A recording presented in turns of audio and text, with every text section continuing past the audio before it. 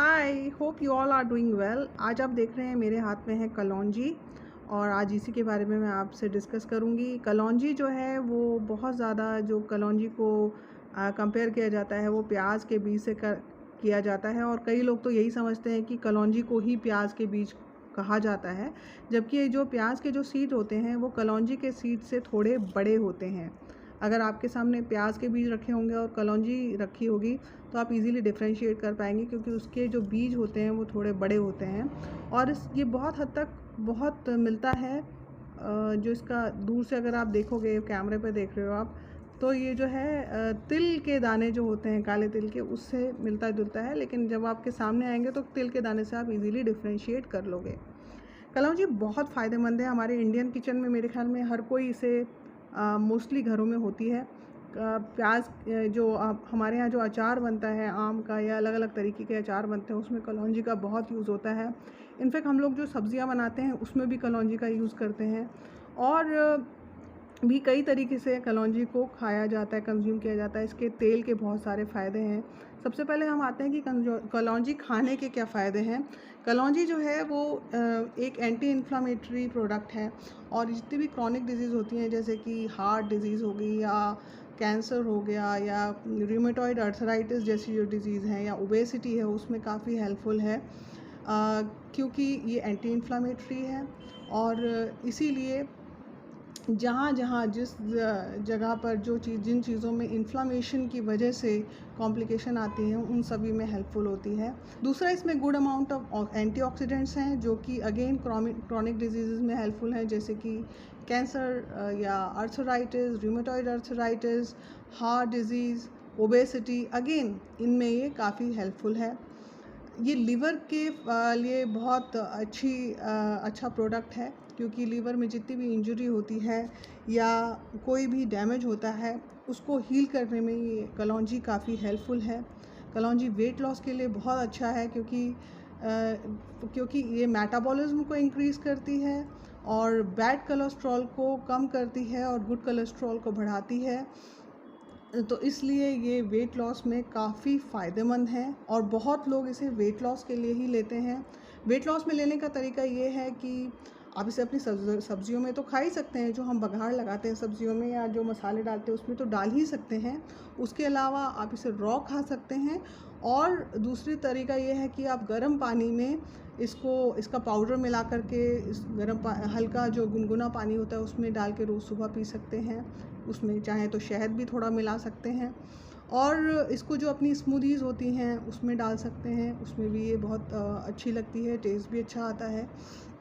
और इसके अलावा जो कलौंजी है वो ब्लड शुगर मैनेज करती है और ब्लड शुगर मैनेज करने की वजह से जो डायबिटिक्स हैं उनके लिए बहुत हेल्पफुल है। अगेन वेट जिनका बढ़ा हुआ है उसको कम करने में हेल्प करती है, क्योंकि ब्लड शुगर कंट्रोल करती है। और जैसे मैंने कहा कि ये कोलेस्ट्रॉल बैलेंस करती है, गुड कोलेस्ट्रॉल को बढ़ाती है, बैड कोलेस्ट्रॉल को कम करती है। Again it is good for any heart element. दूसरा, ये स्टमक के लिए एक बहुत अच्छी चीज़ है, क्योंकि ये स्टमक की जो म्यूकस लाइनिंग होती है उसको प्रिवेंट करती है और एसिडिटी को कम करती है, गैस्ट्रिक को कम करती है, जो गैस्ट्रिक इश्यूज़ या एसिडिटी होती है उसको कम करती है। और इसलिए अल्सर्स जो होते हैं स्टमक में जो एसिडिटी की वजह से होते हैं उनको प्रिवेंट करती है होने से। कई तरीके के बैक्टीरियल इन्फेक्शन में भी कलौंजी जो है वो काफ़ी अच्छी साबित हुई है और ट्राइड एंड टेस्टेड है ये कि जो बैक्टीरियल इन्फेक्शन है उसमें कलौंजी जो है वो काफ़ी फ़ायदेमंद है। इसको आप इसके जो तेल आता है कलौंजी का, उसको हेयर ग्रोथ के लिए यूज़ किया जाता है। बालों को काला करने के लिए कलौंजी का तेल यूज़ किया जाता है। कई लोगों को जिनकी स्किन सेंसिटिव है उन लोगों को जब कलौंजी का तेल अप्लाई करते हैं तो रैशेस हो जाते हैं, दाने हो जाते हैं, तो उन लोगों को अपना पैच टेस्ट कर लेना चाहिए, क्योंकि कलौंजी की जो तासीर होती है वो गर्म होती है, इसका हॉट टेम्परामेंट होता है, तो कई लोगों को सूट नहीं करती है। कुछ लोग ऐसे भी होते हैं जैसे कि प्रेग्नेंट वुमेन, जब कंजम्पशन आप करते हैं तो प्रेग्नेंट वुमेन में यूटेराइन जो कंट्रैक्शन होता है उसको कम करती है, तो इसलिए डॉक्टर से सजेशन लेकर के ही प्रेग्नेंट लेडीज़ को कलौंजी को कंज्यूम करना चाहिए। जो लोग ब्लड क्लॉटिंग की दवा ले रहे हैं उन लोगों को कलौंजी लेने से बचना चाहिए, क्योंकि ये ब्लड थिनिंग करती है। उसमें भी आपको अपने डॉक्टर से कंसल्ट करना चाहिए। बहुत बड़े कोई भी साइड इफ़ेक्ट कलौंजी खाने का नहीं है, बस ये है कि इसका हॉट टेम्परामेंट होता है, तो आप इसे कंसल्ट कर सकते हैं, डाइटिशियन से कंसल्ट कर सकते हैं। अदरवाइज़ इतना कोई बड़ा साइड इफ़ेक्ट नहीं है। मेरे यहाँ भी हम लोग सभी कंज्यूम करते हैं। हमारे यहाँ कैसे कंज्यूम होती है कि हम अपनी जो सब्ज़ियाँ होती हैं जो बनती हैं उसमें कलौंजी का इस्तेमाल करते हैं। Less than half tea spoon या हाफ़ टी स्पून से भी कम अमाउंट में रोज़ जो है जो सब्ज़ियाँ बनती है उसमें यूज़ होती है।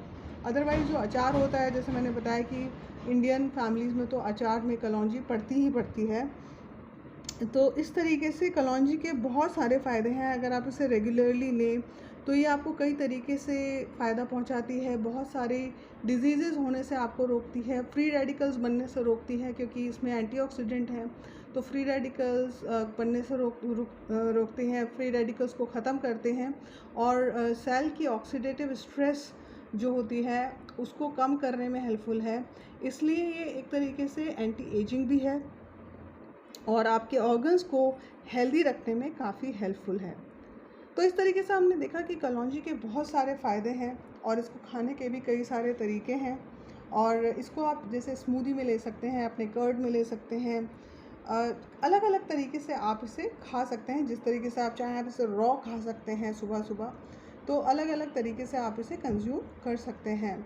आप भी कलौंजी का रेगुलर कंजम्पशन कीजिए, और जिन लोगों को इश्यूज़ हैं वो अपने डाइटिशियन से कंसल्ट करें या डॉक्टर से कंसल्ट करें।